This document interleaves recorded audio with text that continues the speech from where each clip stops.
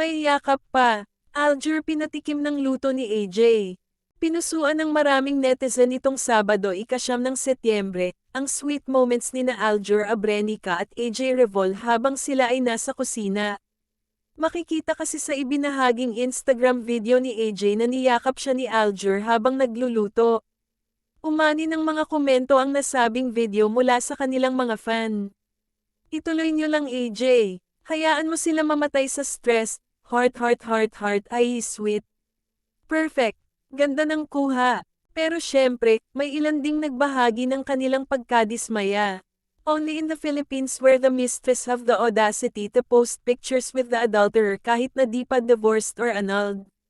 Di takot makulong. Daig pa ang asawa, sana all AJ, kapala na lang ng mukha, say naman ng isang netizen. Wala tayong magagawa, mga anak ni Bino nagbabayad ng mga ginawa niyang mali noon sa mga anak, ang suffering sila ang nagbabayad. Better nga ginawa ni Kylie na mag-move on na lang at be happy kasi may nakalaan talaga na tamang tao para sa kanya. Kamakailan ay nilinaw ni AJ na pumasok siya sa eksena noong hiwalay na si Aljur sa estranged wife nitong si Kylie Padilla.